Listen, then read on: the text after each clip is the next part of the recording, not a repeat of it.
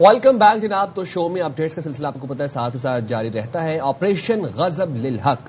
वफाकी वज़ीर इत्तलात अता तारड़ ये कहते हैं कि अफगान तालिबान रजीम के 435 कारिंदे हलाक और 630 से जायद जख्मी हो चुके हैं। अफगान तालिबान की अब तक 188 पोस्टें तबाह की जा चुकी हैं, 31 पर कब्जा कर लिया गया है। अफगान तालिबान रजीम के 188 टैंक्स और मुसल्ला गाड़ियां तबाह कर दी गई हैं। अफगानिस्तान में 51 मकामात पर फिजाई कार्रवाइयों में अहदाफ को निशाना बनाया गया है। तो वफाकी वज़ीर इत्तलात अता तारड़ ने कुछ डिटेल्स बताई ऑपरेशन गजब लिल हक के हवाले से, जिसमें उन्होंने बताया कि अफगान तालिबान रजीम के 435 कारिंदों को जहन्नम बासिल कर दिया गया प्रिसाइज टारगेटेड अटैक्स के अंदर, और 630 से जायद जो कारिंदे हैं वो जख्मी हैं। अफगान तालिबान की अब तक 188 पोस्टें तबाह की जा चुकी हैं, जबकि 31 पर कब्जा किया जा चुका है।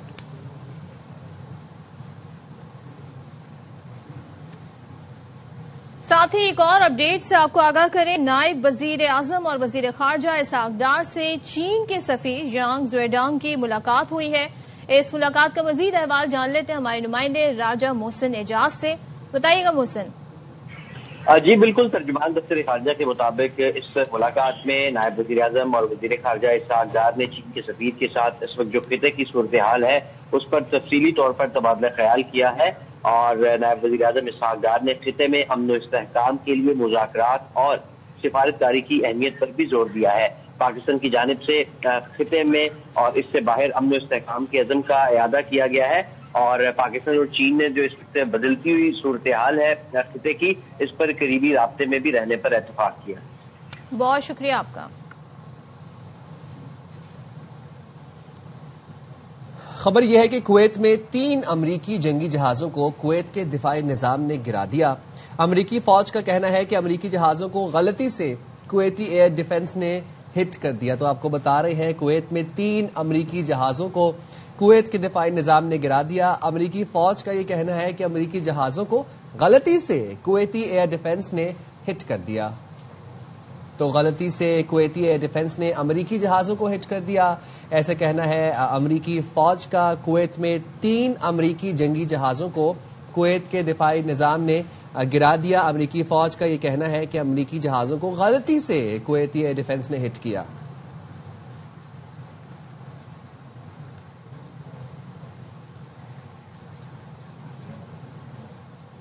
साथ ही आपको ये भी बता दें कि अब से कुछ देर पहले सदर मुमलिकत आसिफ अली ज़रदारी पार्लियामेंट के मुश्तरका इजलास से खिताब कर रहे थे।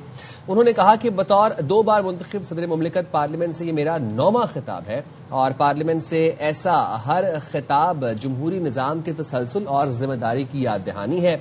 कौमों का इम्तिहान सिर्फ बहरान में नहीं, अहम मोड़ पर होता है। जमहूरिया की ताकत आइन, अवामी साबित कदमी, पार्लियामेंट और हुकूमत की जिम्मेदारी मुसल्लह अफवाज के हौसले में मुजम्मर है। नए पार्लिमानी साल के आगाज पर हमें इसी अज़्म को आगे बढ़ाना है और मुल्क की जो खुद मुख्तारी है उसका तहफ़्फ़ुज़ करना है, आइन की हुक्मरानी और मुआशी तरक्की को फ़रोग़ देना है। अपने शहरियों की खुशहाली और अमन के लिए तरक्की और इस्तेहकाम का अमल आगे बढ़ाना है। सदर आसिफ अली ज़रदारी पार्लियामेंट के मुश्तरका इजलास से खिताब कर रहे थे। उन्होंने ये भी कहा कि शहीद जुल्फ़िकार अली भुट्टो ने कौम को मुत्तफ़िक़ा आइन दिया। बेनज़ीर भुट्टो शहीद ने कुर्बानी और मिसाली क़यादत से जमहूरी अमल को मजबूत किया। साथ ही सदर का ये कहना था कि आइन के तहत सूबाई खुद मुख्तारी ने शराकती तर्ज हुक्मरानी को मजबूत किया, और उन्होंने ये भी कहा कि मजबूत विफाक को मरकजियत की नहीं, इसके लिए हम आहंगी की जरूरत है। मुश्तरका मफादात कौंसिल जैसे आइनी फोरम्स को मौसर तरीके से काम करना चाहिए। तो पार्लियामेंट के मुश्तरका इजलास से खिताब कर रहे थे। उन्होंने कहा कुदरती वसाइल, मालियाती तकसीम, तवानाई और दीगर मसाइल को मुशावरत से हल किया जाना चाहिए, और उन्होंने खास तौर पर इस बात पर जोर दिया कि हम इत्तेहाद, अज़्म, ताकत और कानून के साथ अपने हक का दिफा करेंगे। हम जाएंगे छोटी सी ब्रेक पे, हाजिर होंगे ब्रेक के बाद। स्टे देयर विद अस।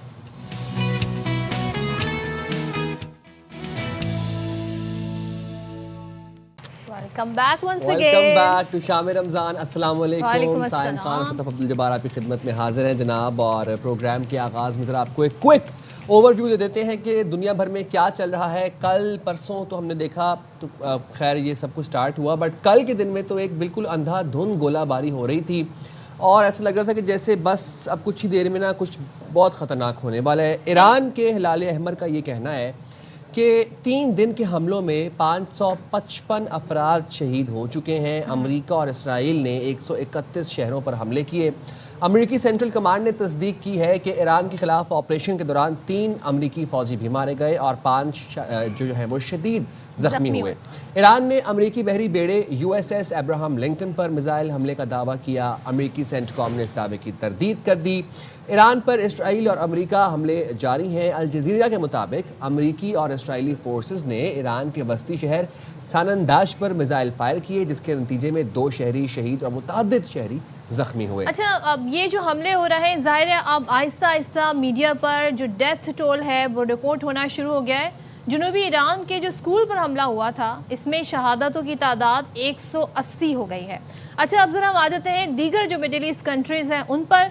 तो कुवैत में अमेरिका के मुताबिक लड़ाका तैयारे गिरकर तबाह हो गए, जिसकी लेटेस्ट अपडेट ये आई थी, जिसे बताया जा रहा था कि जो जनाब वो वहाँ पर गलती से कुवैती एयर डिफेंस ने अमेरिकी जहाज़ों को मिसकैलकुलेशन हो गई और अमेरिकी जहाज़ों को गिरा दिया। अच्छा, जो जहाज़ गिरा है उसमें बताया गया जो पायलट है वो महफूज है और उसको हॉस्पिटल मुंतकिल किया गया है, जबकि कुवैती वजारत दिफा जो है तहकीकात मजीद भी कर रही है और ये कोई F-15 अमरीकी F-15 लड़ाका तैयारा था जो कि गिरा है। ईरान की जानिब से सऊदी अरब की तनसीबात पर भी हमले की कोशिश नजर आई हमें। रास तनोर एक रिफाइनरी है अरामको की, वहाँ पर ईरान ने अरामको की 3 तेल तनसीबात को ड्रोन हमलों से निशाना बनाने की कोशिश की और सऊदी अरब ने रास तनोर में तेल तनसीबात को बंद कर दिया है। अब वजारत दिफा का ये कहना है सऊदीया की कि 2 ड्रोन्स के जरिए रास तनोर रिफाइनरी पर हमले की कोशिश की गई, जिन्हें तबाह किया गया। हाँ जी, और उसके बाद ड्रोन के मलबे के जो सबब रिफाइनरी में आग लगी। अरामको की रास तनोरा का दुनिया के सबसे बड़े तेल बरामदी मराकज़ में शुमार होता है, तो आपको ये भी बता दें। साथ ही साथ आपको बता दें कि ईरान ने इसराइल पर मिसाइलों की बारिश की, खुदकुश ड्रोन और बैलिस्टिक मिसाइल बरसाए। इसराइली फ़िज़ाई दिफाई निज़ाम को तोड़ते हुए ईरानी मिसाइल निशाने पर लगे। हमने देखा टाइम्स ऑफ इसराइल के मुताबिक बैतुल शम्स में 9 इसराइली हलाक हुए, शुमाली यरूशलेम में 27 शहरी जख्मी हुए, तल अवीव में ईरान की जानिब से मिसाइल्स बरसाए गए। तो ये ओवर 2-3 डेज के जो टाइम स्पैन में ये तमाम तरह। अच्छा जी, हिजबुल्लाह का भी बता देते हैं। तो हिजबुल्लाह ने भी रॉकेट हमले किए हैं, उसके बाद इसराइल ने लेबनान पर मिसाइल बरसा दिए हैं। अब यहाँ पर भी इतलात डेथ टोल की आ रही हैं और बताया जा रहा है हिजबुल्लाह के रहनुमा मोहम्मद राद भी शहीद हो गए हैं, जबकि कई शहरों में वार्निंग दी गई है। अब ये सूरत हाल क्या है? पासदारान आपका जो हेडक्वार्टर है उसको इसराइल ये दावा कर रहा है कि निशाना बनाया गया। अब इसराइल के दावों पर क्या ही कहा जाए। चले जी, इस पर बात कर लेते हैं। हमारे साथ मौजूद हैं साबिक सफ़ीर doctor Jamil Ahmed. Thank you so much doctor Jamil हमें ज्वाइन करने के लिए। और साथ साथ हमारे पास माहिर मशरिक वुस्ता उमूर मंसूर जाफर भी मौजूद है। आप दोनों का बहुत शुक्रिया। सबसे पहले आप डॉक्टर जमील साहब, आपकी इजाज़त से मंसूर साहब से मैं जानना चाहूँगी कि क्या इस वक्त करंट सिनेरियो हमें नज़र आ रहा है? काफ़ी ज़्यादा हम ये देख रहे हैं कि मुमालिक जो हैं इस वक्त ईरान के हमलों की जद में भी आ गए हैं। सो ये जो मिडिल ईस्ट में इस वक्त सूरत हाल बन रही है, बजाय डी एस्केलेशन की तरफ मामला जाए, सीज़ फायर की कोशिशें यकीनन की जा रही होंगी बैकडोर, लेकिन ये मामला बढ़ रहा है, कहाँ जाता दिखाई दे रहा है इवन आफ्टर खामनई की शहादत के बाद भी। मंसूर साहब जी, यकीनन इस वक्त काफ़ी तशवीशनाक सूरत हाल डेवलप होती जा रही है, ख़ास तौर पे ईरान की तरफ से जो GCC कंट्रीज़ में मुख्तलिफ महाज खोलने की कोशिश जो है दिखाई दे रही है।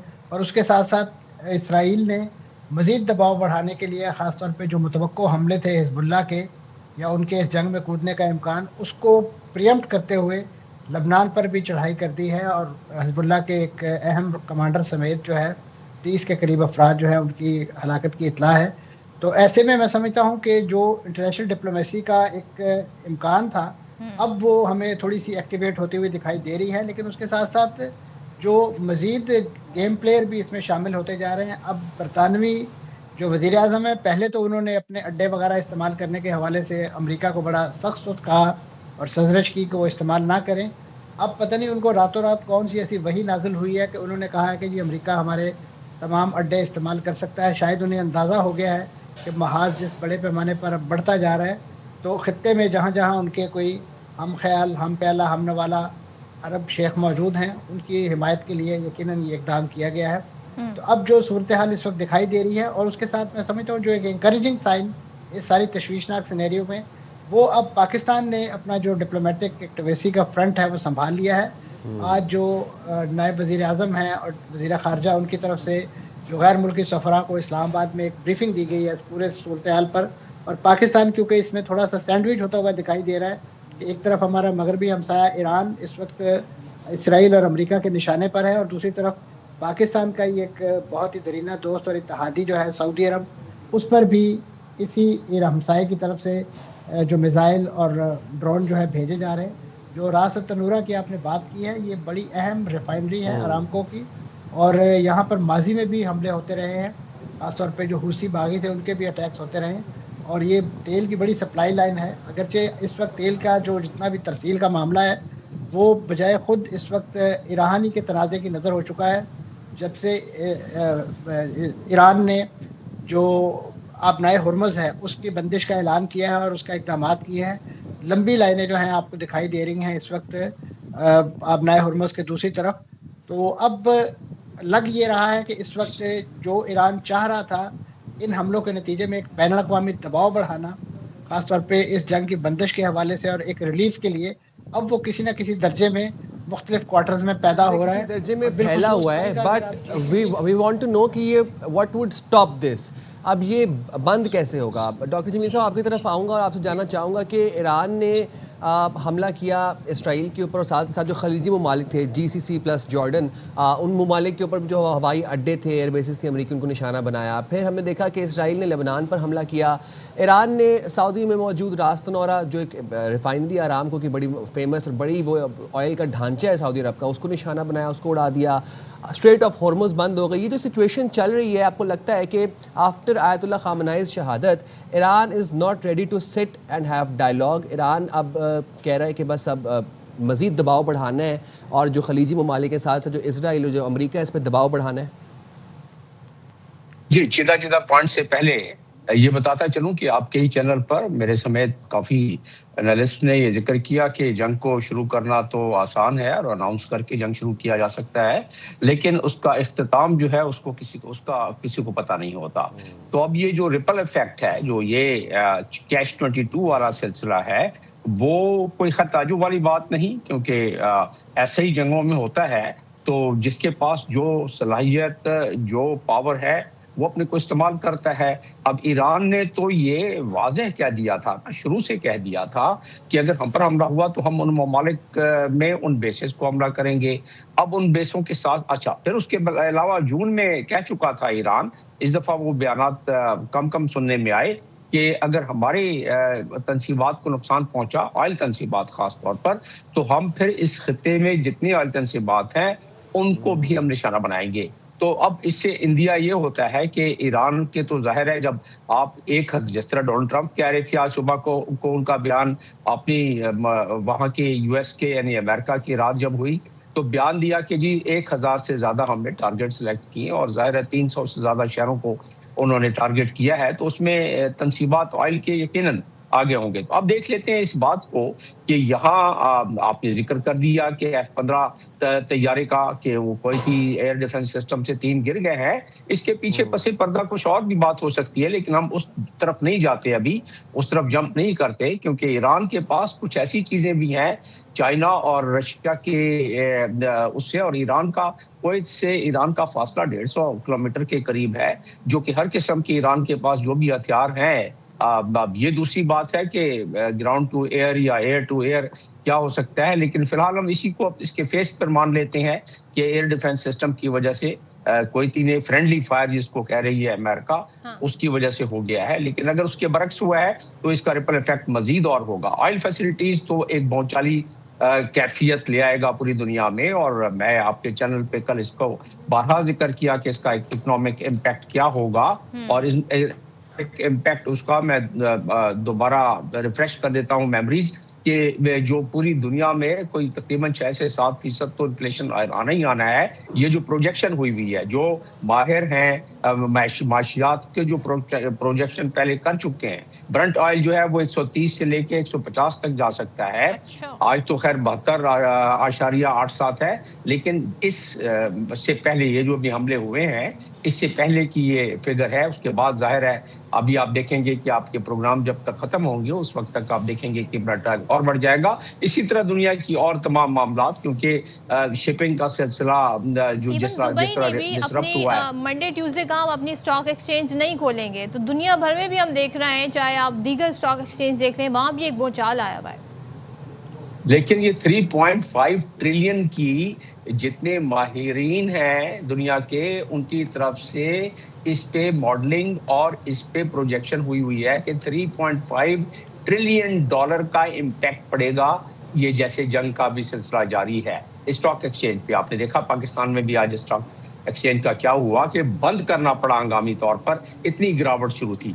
मेरे पास इससे ज्यादा एक तशवीशनाक बात है और वो ये है कि नेतन्याहू तो खैर लबनान में जो कर रहे हैं वो एक तवक्को के एंड मुताबिक है कि हिजबुल्लाह के खिलाफ उन्होंने एक्शन करना ही करना है। जो इस वक्त तशवीश की बात है कि वो कहते हैं कि जी अभी हम अपनी ग्राउंड फोर्सेस भेज के भी जाके वहां अटैक करेंगे लेबनान में। तो ये अनाउंस हो गया इसका। तो इसका मतलब ये हुआ कि मल्टी प्रॉन्ग्ड ऑपरेशन जारी रहेंगे। आज जो अभी खबर और अभी जो IAEA के जो सरबराह अभी प्रेस कॉन्फ्रेंस आपके प्रोग्राम से चंद लम्हे पहले उन्होंने खत्म किया है और वो जिस तरह बता रहे थे कि नाटान में जो हमला हुआ है इस वक्त ऑन ग्राउंड IAEA का कोई नुमाइंदा मौजूद नहीं है। वो तो कहते हैं कि अभी कोई इत्तला नहीं है कि कोई रेडिएशन या कोई उसका नुकसान हुआ है। इस वक्त अगर हम डॉट से डॉट मिलाएं तो जो 440 जो केजी अफजूदा मटेरियल ईरान के पास जो हमेशा से ये गुफ्तगू का हिस्सा बना रहा डायलॉग के दौरान, वो शायद नाटान में था और वहां अगर हमला हुआ है तो उसके रेडिएशन के असरात बड़े होते हैं। इसकी कंफर्मेशन कब आती है इस पे भी बात करेंगे। मंसूर साहब एक चीज मुझे बताइएगा, डोनाल्ड ट्रंप साहब ने बड़ा हैरत अंगेज बयान दिया कि ईरान जो है मुज़ाकरात को तैयार हो गया है। मुझे ये बताइएगा कि जब ये हमला हुआ ईरान पर हमला हुआ उससे पहले मुज़ाकरात हो रहे थे, मामलात सक्सेसफुल होते हुए नजर आ रहे थे, ईरान बहुत सारी बातों पे को मानने को तैयार हो गया था, फिर अटैक हुआ। अब डोनाल्ड ट्रंप साहब ने क्या ये ब्लफ किया है? क्या ईरान वाकई तैयार हुआ है? ये डोनाल्ड ट्रंप चाहते हैं कि मुज़ाकरात दोबारा शुरू हो? क्योंकि सबने कहे तो डिसेप्शन की पॉलिसी अपनाई उन्होंने। सो कोई सब्सटेंशियल रिपोर्ट है मुज़ाकरात के हवाले से? कतई नहीं जी। डोनाल्ड ट्रंप साहब का और अमेरिका का माजी का आप मुज़ाकरात का ट्रैक रिकॉर्ड देख लीजिए, उसमें हमेशा इसी मुज़ाकरात की आड़ में जो है वो बड़े सीरियस इश्यूज़ के साथ खिलवाड़ किया गया है। चाहे वो मसला फ़लस्तीन हो, ओस्लो एकॉर्ड हो, कैंप डेविड एकॉर्ड हो, ये सारे मुज़ाकरात के नतीजे में ही साइन किए गए और इसमें लूज़र हमेशा जो है वो मुसलमान ही रहे हैं। और अब भी इसी तरीके से ईरान को लोअर किया गया। इन्हीं अरब मुल्कों जो इस वक्त ईरान के निशाने पे हैं, इन्होंने बड़ी एक्टिव डिप्लोमेसी के ज़रिए ईरान को इस बात पे कायल और माइल किया कि आप मुज़ाकरात में आए और यूरेनियम अफजूदगी के मामलात समेत अपने जो मिसाइल टेक्नोलॉजी है इस पर अमेरिका को इत्मीनान दिलाएं ताकि खित्ता जो है वो स्टेबल हो सके। तो अब उन मुज़ाकरात के गारंटर भी खुद ही अरब थे और उसको होस्ट करने वाले भी खुद ही अरब थे। लेकिन जब अमेरिका ने वहाँ से आउट ऑफ द बॉक्स जाके छलांग लगा दी और फिर उसके बाद पूरा जो है एक जंग का अलाव जो दहका दिया, और अब जब ईरान जो है अपने बचाव और तहफ़्फ़ुज़ के लिए उस हक़ के दिफा को इस्तेमाल कर रहा है और ख़ास तौर पे उस कल्प्रेट को निशाना बना रहा है कि जो इस वक्त ईरान की ईंट से ईंट बजाने के दरपे है और उसकी रूहानी और सियासी और अस्करी क़यादत जो है उसे मलियामेट करने के दरपे है, तो फिर यही अरब मुल्क जो है, अब सिचुएशन ये है कि अब यानी इस वक्त GCC की सिक्योरिटी इस कदर अबतर हो चुकी है कि GCC कंट्रीज़ के फॉरेन मिनिस्टर ने अपना जो इजलास है वो किसी फिजिकल प्लेस पे करने के बजाय वो वर्चुअली मुनक़्क़िद किया है। तो आप अंदाज़ा लगा सकते हैं कि अब ये किस चीज़ की, अब ये कंसर्न देख के UAE का और दीगर ममालिक का, मैं समझता हूँ एक बार फिर जो डोनाल्ड ट्रंप साहब को यह ख्याल आया मुज़ाकरात का, तो उन्होंने सोचा होगा कि अपने पुराने वेल विशर जो हैं उन्हें ही इंगेज करते हैं, उन्हीं से दबाव डलवाते हैं कि ताकि मुज़ाकरात, क्योंकि अब उन्हें इस जंग से निकलने के लिए कोई फेस सेविंग भी तो चाहिए ताकि वो दुनिया को बता सकें, अपने मेगा बेस को एक बार फिर गुमराह कर सकें कि देखिए जी हमने ये लाशों की ट्रॉफियाँ लेकर आए हैं, फतह तो पता नहीं उनके मुकद्दर में है या नहीं है, लेकिन ये लाशों की ट्रॉफियाँ लेकर आए हैं और तबाही और बर्बादी की एक नई दास्तान गजा के बाद हमने तहरीर की है। तो लिहाजा अब मुझे आप मिड टर्म इलेक्शन में ज़रूर कामयाब कराइए तो इनकी तो टोटल मुंतहा और मकसूद जो है इस तरह के पैटी मामलात हैं जिसमें ये अपनी ज़ात और अपनी नाक से आगे नहीं सोचते। यही वजह है कि अमेरिका की इन पॉलिसियों ने अमेरिका को इस वक्त दुनिया में जिस अंदाज से एक जो उसका एक स्टैचर था उससे गिरा दिया है नीचे। उसकी बुनियादी वजह डोनाल्ड ट्रंप जैसे जो शख्सियत है उसका इस वक्त ऐवान सदर में होना और जिस तरीके से वो इंटरनेशनल लॉ, डिप्लोमेसी और ह्यूमन राइट्स उनकी वायलेशन कर रहे हैं, ये अमेरिका के चेहरे पर ऐसा बदनुमा दाग है जो आने वाले कई सुदूर भी, कई हुकूमतें भी जो धोने के काबिल नहीं मिटा पाएंगे। राइटली सेड मंसूर साहब। डॉक्टर जमील साहब, आपसे जानना चाहूँगा कि अब आपको क्या लग रहा है कि मामलात आने वाले हफ्ते में, अगर फॉर इंस्टेंस हम हफ्ते की बात ही कर लेते हैं, तो नेक्स्ट वीक तक ये मामलात सिमटेंगे या ये बढ़ते चले जाएंगे? एंड बाय एंड लार्ज आप क्या देख रहे हैं, एक new world order, new world order, या फिर ये मामलात सेटल डाउन हो जाएंगे? अरे सेटल डाउन होने का तो कोई इशारा मिल नहीं रहा है ना।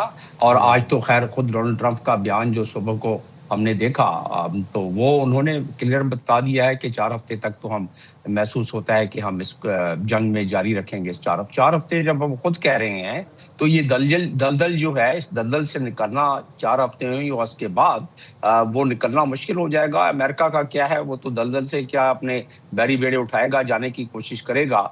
और रिपोर्ट के मुताबिक नुकसान उनका काफ़ी हुआ है, वो 3 सोल्जर्स का बता रहे हैं, लेकिन ईरानियन की तरफ से कई ज़्यादा, इससे बहुत ज़्यादा तादाद 55-60 की तादाद आ रही है।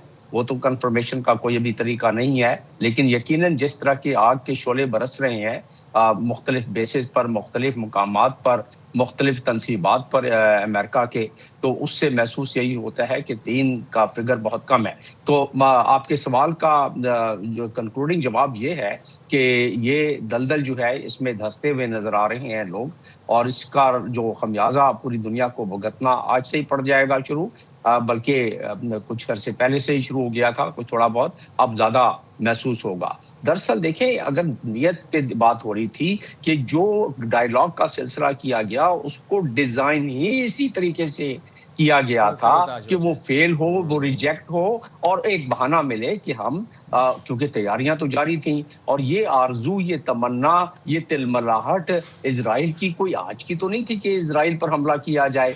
वो तो अमेरिका था कि वो अपने कैलकुलेशन करता था कि इसमें क्या फायदा और नुकसान है। नुकसान का तो हमें पता पड़ गया। अब इस दलदल में फंस गए हैं तो वो ट्रॉफी लेके जाते हैं या इसके पूरी जिंदगी के लिए अपना पॉलिटिकल कैपिटल।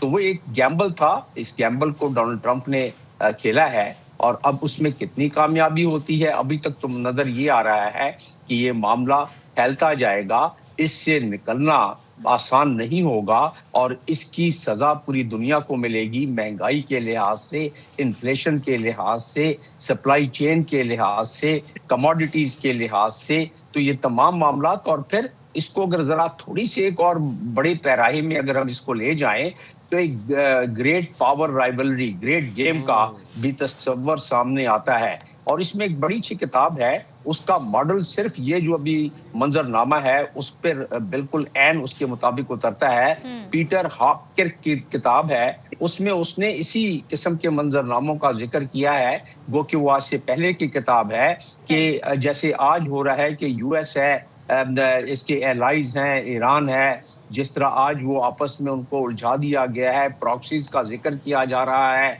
और प्रॉक्सीज हैं भी। आपने देखा कि क्या हुआ, हिजबुल्लाह पर क्यों हमला किया गया, इसलिए कि एक अभी भी जानदार वो एलाई है ईरान का, और उसने कह दिया था, हूथियों ने कह दिया है, उनका रोल बड़ा इंपॉर्टेंट है। थैंक यू, बिल्कुल, thank you so much doctor Jameel, thank you so much Mansoor Jafar साहब हमारे साथ। और जी, एक शख्स है जिनका नाम है डोनाल्ड ट्रंप, एक मुल्क है जिसका नाम है इसराइल।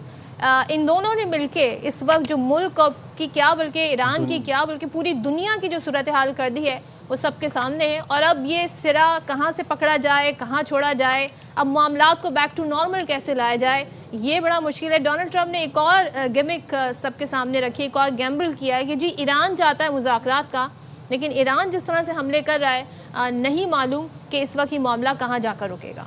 बिल्कुल जी, मूविंग फॉरवर्ड एक अपडेट आपके साथ शेयर कर लेते हैं। मशरिक़ वस्ता की सूरत हाल के पेश नज़र बहरा अहमर और मशरक़ी बहरा रोम में आलमी तजारत मुतासर होने का शदीद खदशा है। दुनिया भर के मुख्तलिफ बड़ी शिपिंग लाइन्स ने नई एडवाइजरी जारी कर दी है। अंजुम वहाब तफसीलात से हमें आगाह करेंगे। अंजुम, बताइए।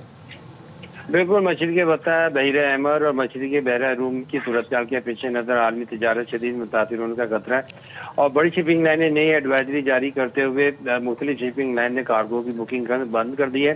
शिपिंग लाइन ने मछली के बत्ता की मौजूदा इस्तेमाल की वजह से कार्गो हैंडलिंग भी बंद कर दी है। इंटरनेशनल शिपिंग लाइन ने UAE, सऊदी अरब, बहरीन, इराक, कुवैत, अमान और कतर की बंदरगाहों से कार्गो की लोडिंग भी बंद कर दी है और बुकिंग भी बंद कर दी है। खलीज फारस और मछली के बत्ता की सूरत के पेश नज़र कराची में कायम टर्मिनल पर भी कार्गो की लोडिंग बंद कर दी गई है। कराची पोर्ट के KGTL और QICT पोर्ट कासिम के ऊपर लोडिंग बंद करके सिर्फ कार्गो डिस्चार्ज किया जा रहा है, लेकिन लोडिंग बंद कर दी गई है। शिपिंग लाइन ने जहाजों की रफ्तार कम करने और महफूज बंदरगाहों और समंदर में इंतजार करने की भी हदायत जारी की है और साथ ही साथ खलीजी खिते में मौजूद तमाम बहरी जहाजों को महफूज पनाहगाहों बंदरगाहों पर भी जाने की हदायत जारी कर दी है। मछली के बत्ता के इलाके में दुनिया भर के कार्गो के लिए तमाम बुकिंग को आर्थिक तौर पर मुअत्तल कर दिया गया है। बहुत शुक्रिया अंजुम वहाब आपका। तो यहाँ लेते हैं शॉर्ट ब्रेक और शॉर्ट ब्रेक के बाद वापस आते हैं।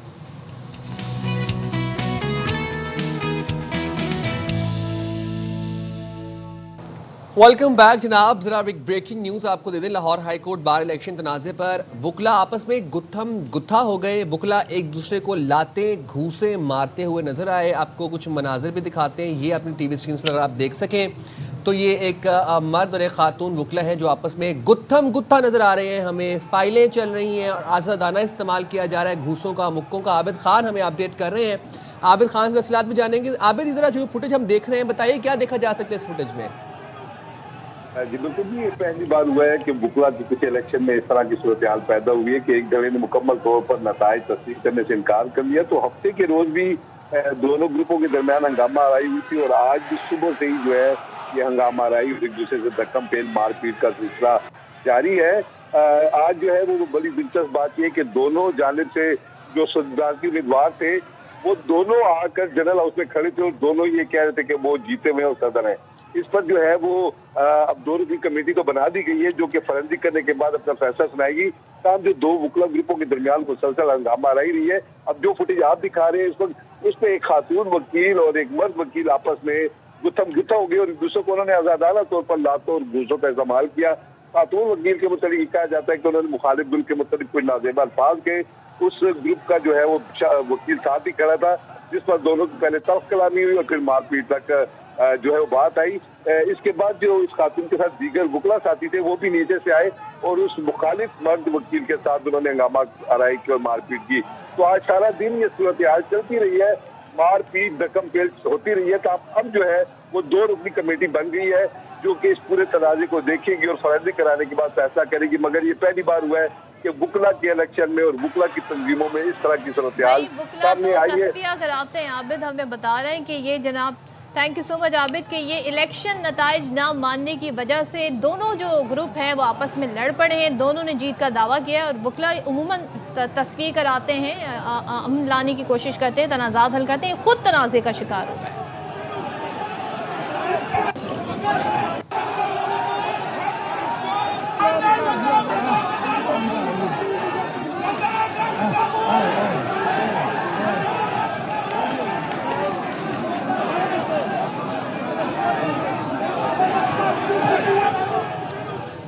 अफसोसनाक मनाजिर। और जी यहाँ तो 2 रुकनी वैसे कमेटी बन गई है, अब देखते हैं फॉरेंसिक भी होगा तो क्या बात सामने आती है। अच्छा जी, हम आ जाते हैं, इंटरनेशनल इशू बहुत है। ये तो हमने आपको ज़रा लोकल इलेक्शन के हवाले से जो वुकला के थे उसका बताया।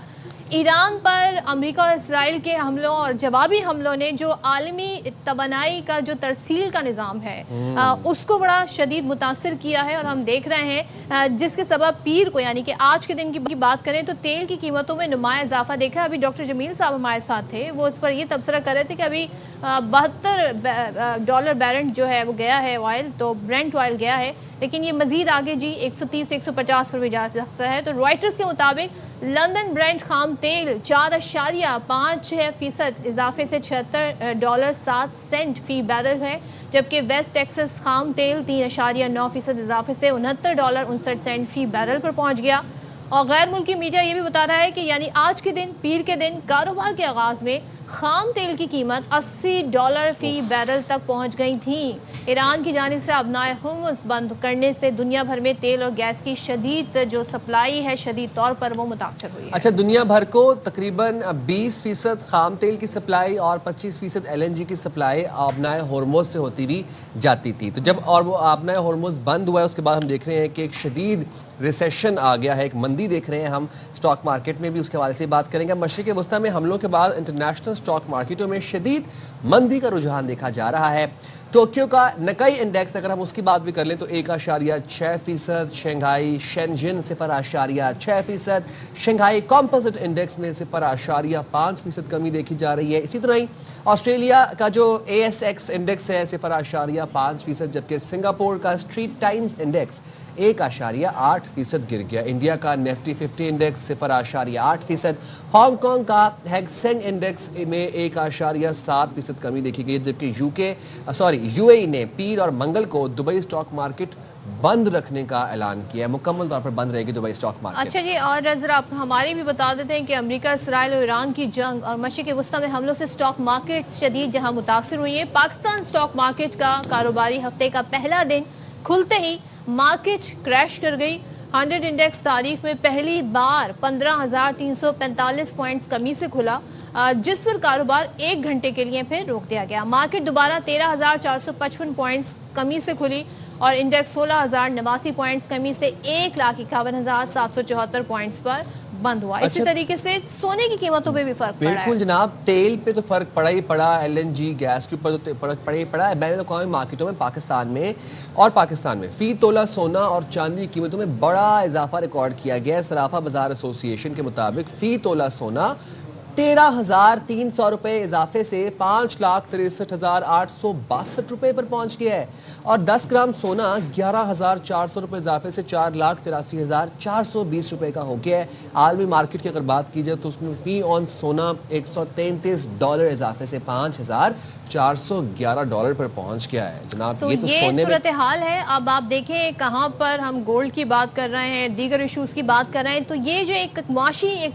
बहुत चाल आ गया है जंग की वजह से, इसके असरात क्या पड़ रहे हैं ये आपके सामने। अशफाक तलो साहब हमारे साथ मौजूद है, इसी हवाले से कारोबारी शख्सियत भी हैं और माहिर माशियात भी हैं, बात करेंगे। Thank you so much Ashfaq साहब फॉर ज्वाइनिंग अस। सबसे पहले तो बताइएगा, हमने देखा कि दुबई ने पहले ही ऐलान कर दिया था कि पीर और मंगल अपनी स्टॉक मार्केट्स में नहीं खोलेंगे। फिर हम देख रहे हैं आलमी मंडी में तेल की कीमतें भी ऊपर जा रही हैं और उसके बाद हम ये देख रहे हैं सोने की भी। तो अब ये जो मुआशी भौचाल आया है ये मजीद आप बिगड़ता हुआ देख रहे हैं जैसे जैसे जंग आगे बढ़ रही है। किस तरह आप सूरत हाल को मॉनिटर कर रहे हैं? जी बिस्मिल्लाहिर्रहमानिर्रहीम। आप देखें 3 चीजों में इजाफा हुआ है। ऑयल में आपने इजाफा देख लिया, गैस की कीमतों में इजाफा देखे और आपने मेटल की कीमतों में इजाफा, ठीक है ना जी। अब आपने जब ये देखा होगा ये नी जर्क रिएक्शन है और ऑयल की कीमतें और बढ़ सकती हैं। इसकी वजह ये है कि अब आपका वॉर रिस्क प्रीमियम भी इसमें ऐड हो जाएगा, सप्लाई डिस्ट्रप्शंस भी ऐड हो जाएंगी। तो मेरा ख्याल है ऑयल जो प्रेडिक्ट मैं कर रहा हूँ वो $90 से $100 तक पहुंच सकता है ब्रेंट। तो मीनिंग दैट के अगर $6-7 आगे पीछे कर लें तो WTI हो जाएगा और अरब लाइट भी ब्रेंट के आपकी जो आपकी सप्लाई है वो उसी के बराबर ब्रेंट के बराबर है।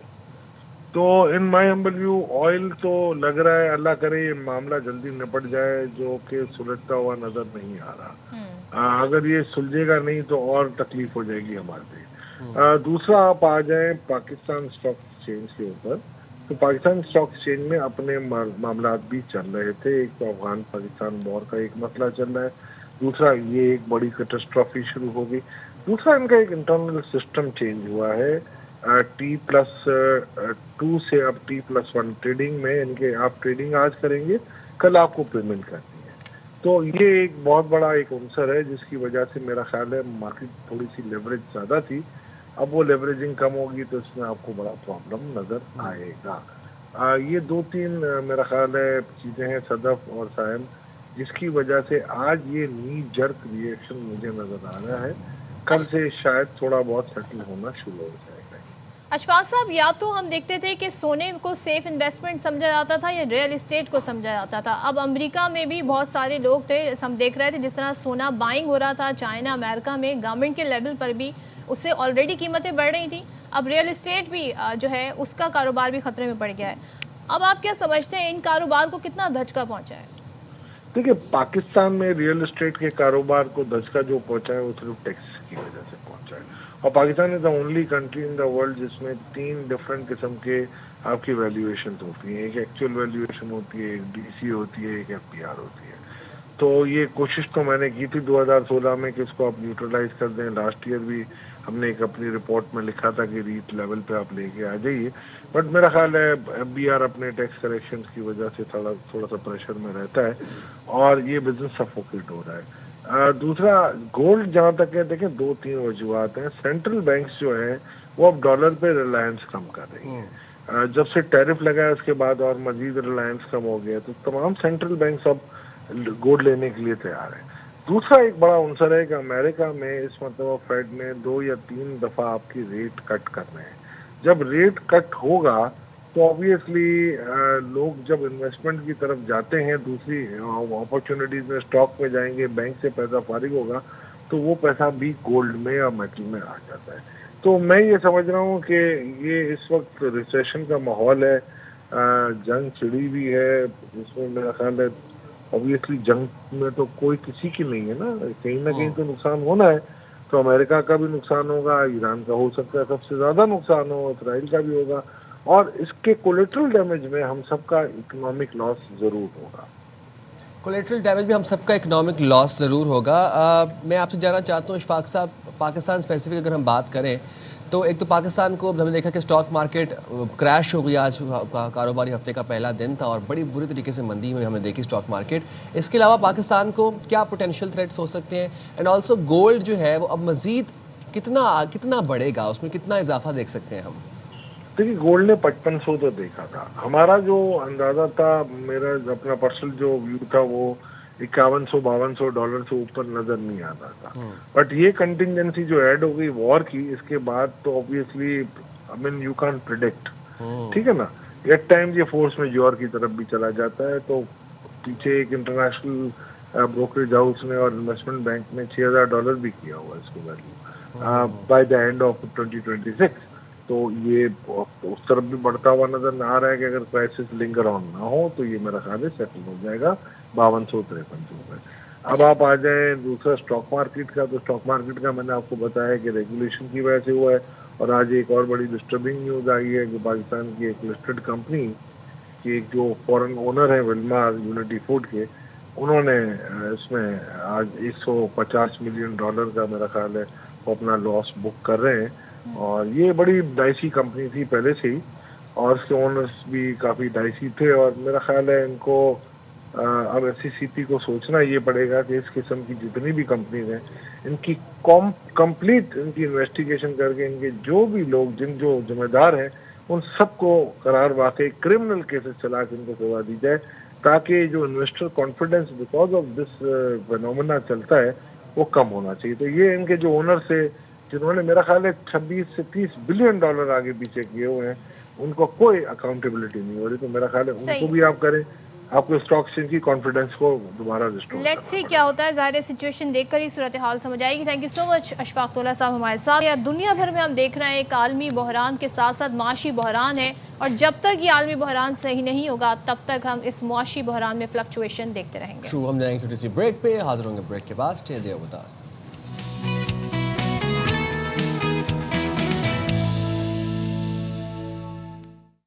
वेलकम बैक जनाब। अब जैसे जैसे एक तो 5:30 से टाइम आगे गुजरता है ना, 5:45 हो रहे हैं टू बी एग्जैक्ट। आपने सुना होगा वाइट कोरमा, वाइट आपने पास्ता, वाइट सॉस पास्ता सुना होगा। आज की हमारी रेसिपी है वाइट बिरयानी। वाइट बिरयानी क्या? अच्छा देखिए, इतना जंग का माहौल है तो हमने सोचा कि हम वाइट बिरयानी बनाते हैं ताकि अमन का पैगाम जाए। तो let's see the white biryani. आज की हमारी मजेदार रेसिपी है वाइट बिरयानी।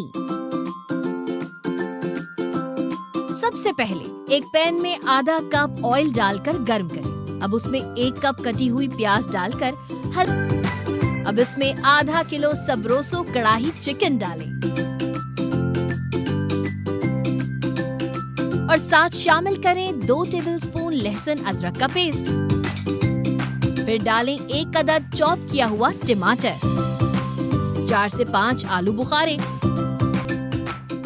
वैसे साइम इसमें कुछ अज्जा डले थे, जरा मैं नाम पूछूं? जी, जायफल जावित्री होती है, जलवत्री नहीं जावित्री होती है, और कलौंजी कहते हैं, कलवंजी नहीं कलौंजी कहते हैं। धनिया जो होता है वो कटा हुआ होता है, कुटा हुआ होता है, कुटा हुआ धनिया होता है। परफेक्ट। वैसे इतनी मजे की खूबसूरत बिरयानी, मेरे रोजे का इम्तिहान जो है ना वो ये रेसिपी देख के शुरू होता है। अब रेसिपी से हम एक और ऐसी इम्तिहान, तो खैर हम तो इस इम्तिहान से निकल गए, अब हम उस पर बात नहीं कर रहे हैं, हम बात कर रहे हैं दूसरों के इम्तिहान जारी हैं, अब देखना है क्या होता है। मैच की बात हो रही है जी, वर्ल्ड कप चल रहा है, सुपर 8 मरहले के ग्रुप 1 के अहम मैच में भारत ने वेस्ट इंडीज को सनसनीखेज एज एक्सपेक्टेड मुकाबले के बाद शिकस्त देकर सेमीफाइनल के लिए क्वालिफाई कर लिया। एज एक्सपेक्टेड भारत ने टॉस जीतकर पहले फील्डिंग का फैसला किया। वेस्ट इंडीज ने मुकर्ररा 20 ओवर्स में 4 विकेटों के नुकसान पर 195 रन स्कोर किए। रोस्टन चेज ने 40, जैसन होल्डर 37, रोमान पावर 34 बनाकर नुमाए रहे।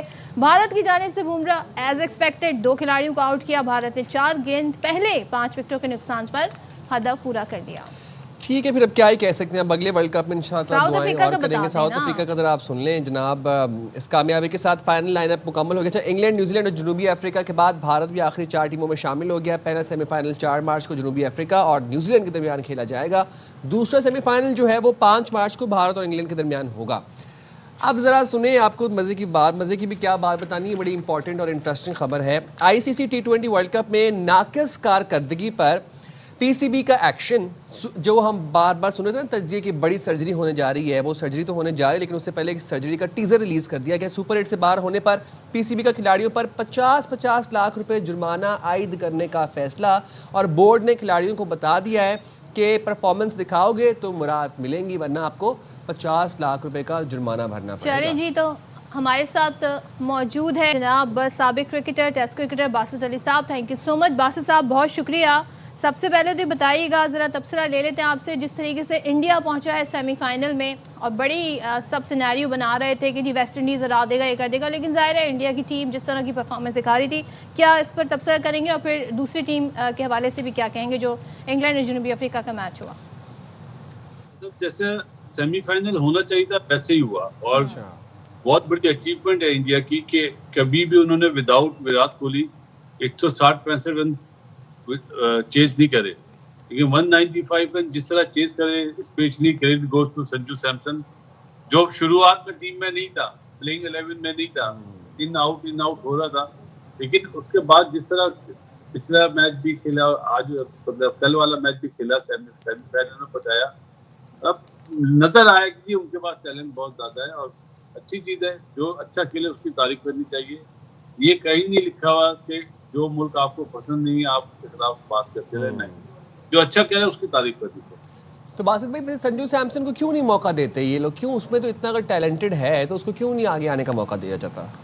बायलैटरल सीरीज में साइम उससे परफॉर्मेंस नहीं हुई थी, तो ईशान किशन को चांस दिया था। अच्छा। तो ईशान किशन ने बायलैटरल सीरीज में बहुत अच्छी परफॉर्मेंस कर दी थी, एक सेंचुरी बना दी थी, एक 88 करा था, एक 73 करा था।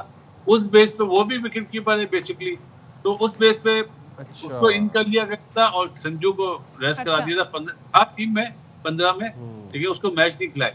अब उनका अभिषेक शर्मा भी पूरे वर्ल्ड कप में फ्लॉप हो रहा है, उसके बाद ईशान किशन भी इतना अच्छा परफॉर्म कर रहा है, तिलक वर्मा नंबर 3 पे अच्छा नहीं खेल रहा था, तो उन्होंने एक गैम्बल करा, ईशान किशन को ओपन से नंबर 3 पे लिया है, संजू को ओपन दिया है, वो गैम्बल जो तो खैर पहुंच गए ना सेमीफाइनल। अब उनका काम वो जाने। बासित भाई जरा मुझे बताएं, हमारे खिलाड़ियों पर अब होने लगे जुर्माने, नाकिस परफॉर्मेंस पे खबर आ रही है कि अब PCB खिलाड़ियों पर 50-50 लाख रुपए जुर्माना करेगा।